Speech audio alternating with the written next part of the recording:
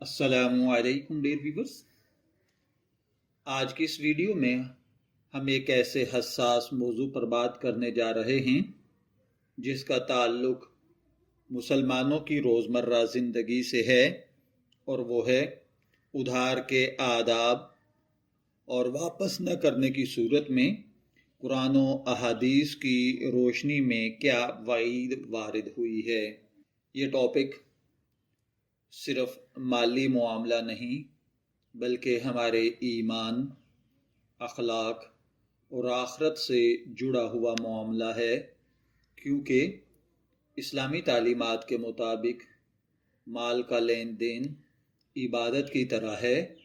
अगर नीयत दुरुस्त हो और इसका तरीका शरीयत के ताबे हो तो इस पर अज्र व सवाब मिलता है, लेकिन अगर नीयत दुरुस्त ना हो और तरीका शरीयत के ताबे ना हो तो सवाब की बजाय वबाल और गुनाह मिलता है।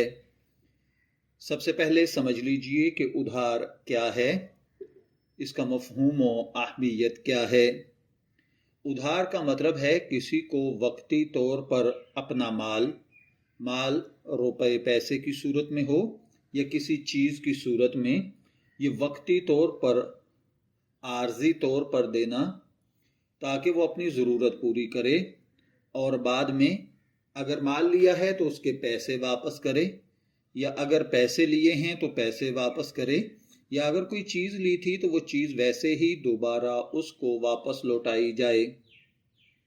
इस्लामी तालीमात के मुताबिक उधार लेना या उधार ख़रीदना या किसी से रकम बतौर कर्ज़ा ले लेना ये मना नहीं है, बल्कि बाज़ हालात में कर्ज़ देने वाले के लिए इसकी बड़ी फजीलत बयान की गई है। जैसा कि कुरान पाक में अल्लाह ताला सूरह बकरा में फरमाता है, कौन है जो अल्लाह ताला को कर्ज़ हसना दे ताकि अल्लाह ताला उसको कई गुना बढ़ाकर अता करे। यहाँ कर्ज़ हसना का मतलब ऐसा कर्ज़ जो बग़ैर सूद के खुलूस नीयत से अल्लाह की रज़ा के लिए दिया जाए।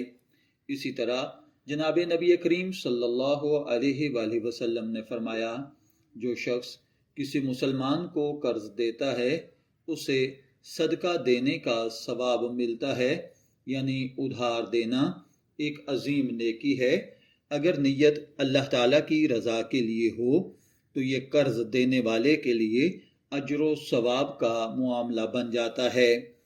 अब सवाल ये पैदा होता है कि अगर कोई शख्स उधार देता है तो उसको किन आदाब का ख्याल रखना ज़रूरी है।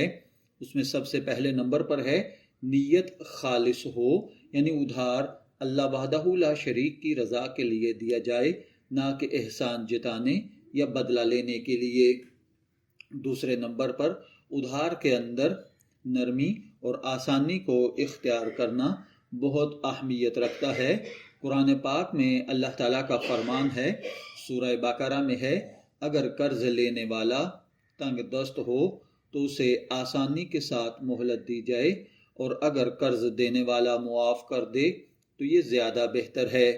इसी तरह तीसरा इसका अदब या उसूल ये है, सूरह बकरा की सबसे तवील आयत में अल्लाह ताला ने फरमाया कि कर्ज का मामला लिख लिया करो, इस पर गवाह बनाया करो ताकि बाद में झगड़ा ना हो। और चौथे नंबर पर है, अगर आपने किसी को कर्ज दिया है तो उसको ताना नहीं देना चाहिए। कर्ज देकर बार बार जितलाना, इज्जत नफ्स को मजरूह करना, ये बहुत बड़ा गुनाह है। अब इसी तरह उधार लेने वाले के लिए भी शरीयत ने कुछ आदाब वज़ा किए हैं। याद रखिए, उधार लेना बामरे मजबूरी जायज़ है, मगर इसके लेने वाले के लिए सख्त उसूल व ज़वाबत शरीयत में बयान किए गए हैं, जिसमें सबसे पहले नंबर पर है कि नीयत अच्छी हो।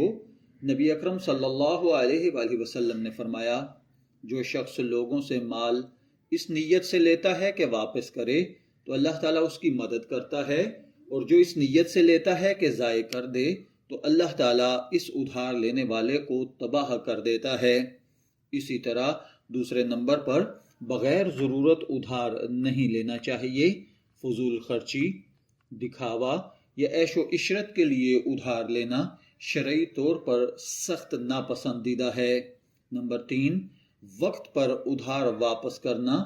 یاد رکھیے نبی اکرم صلی اللہ علیہ وآلہ وسلم کا فرمان ہے، مالدار کا ادھار واپس کرنے میں ٹال مٹول کرنا ظلم ہے۔ اسی طرح چوتھے نمبر پر ہے کہ قرض کو کبھی بھی آپ معمولی نہ سمجھیں۔ قرض کھیل نہیں بلکہ ایک ذمہ داری ہوتی ہے۔ اب اگر کوئی شخص قرض لے لے اور وہ یہ واپس نہ چکائے یعنی واپس نہ لوٹائے تو اس حوالے سے شریعت کے کیا احکامات ہیں؟ دیکھیے، سب سے اہم اور ڈراؤنا حصہ اس ویڈیو کا یہی ہے کہ قرض واپس نہ کرنے پر اسلام میں بڑی سخت وعید بیان کی گئی ہے۔ آقا صلی اللہ علیہ وآلہ وسلم نے فرمایا، مومن کی روح قرض کی وجہ سے لٹکی رہتی ہے یہاں تک کہ اس کا قرض ادا نہ کر دیا جائے۔ یعنی اگر کوئی شخص مر جائے اور اس پر قرض ہو تو اس کی روح کو سکون نہیں ملتا جب تک قرض ادا نہ ہو جائے۔ ایک اور حدیث میں ہے کہ آپ علیہ الصلوۃ والسلام کے پاس ایک جنازہ لایا گیا۔ آپ نے پوچھا، کیا اس پر قرض ہے؟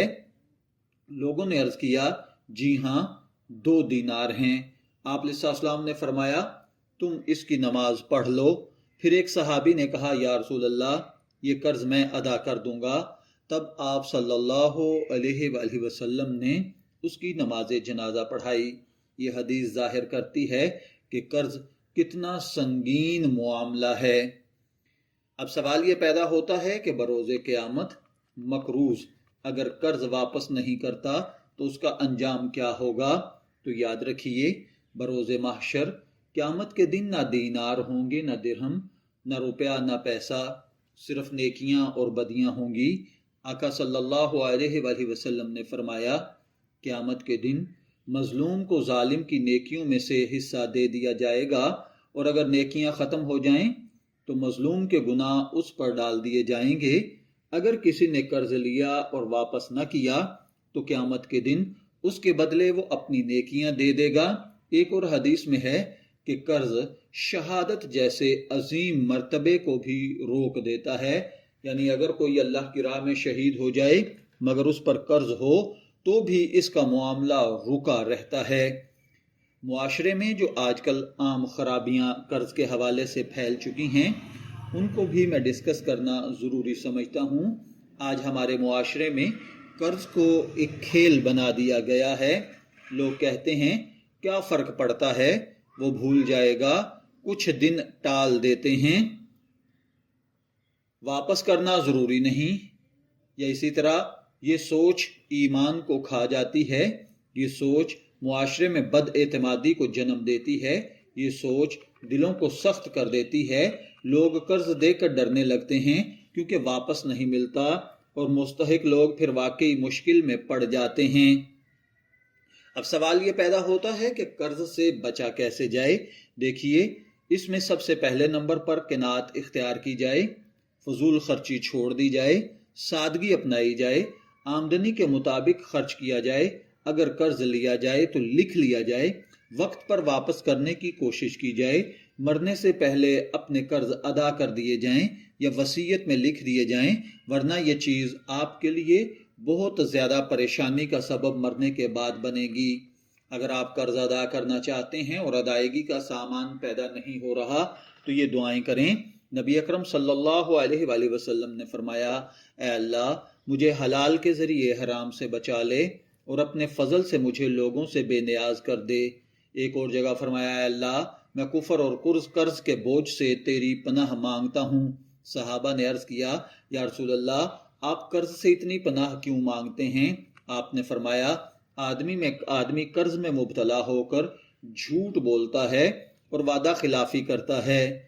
اگر کوئی واقعی تنگ دست ہو اور واپس ادھار نہ کر سکے تو اس کو معاف کر دینا بہت اچھی بڑی خوشخبری ہے۔ تو میرے عزیز دوستو، قرض لینا کوئی چھوٹی بات نہیں۔ قرض دینے والا احسان کرتا ہے، مگر قرض واپس کرنا آپ پر واجب اور فرض ہے۔ جو قرض واپس نہیں کرتا وہ صرف انسان کا نہیں بلکہ اللہ کا بھی مجرم بنتا ہے۔ آج ہی اپنے دل سے یہ نیت کیجئے، اگر کسی کا قرض مجھ پر واجب الادا ہے تو میں اسے ضرور ادا کروں گا۔ اگر کسی سے آپ نے قرض لینا ہے تو اس کے ساتھ نرمی کا معاملہ کریں گے، اور اگر کسی کو دیا ہے تو اللہ تعالیٰ سے اجر کی امید رکھیں۔ یاد رکھیں یہ دنیا چند دن کی ہے، اصل زندگی آخرت کی ہے، اور وہاں پر قرض ہر حق پر، ہر وعدے پر پورا ادا کرنا ہوگا۔ اللہ تعالیٰ ہمیں حلال کمانے، حلال کھانے اور لوگوں کے حقوق ادا کرنے کی توفیق عطا فرمائے۔ آمین یا رب العالمین۔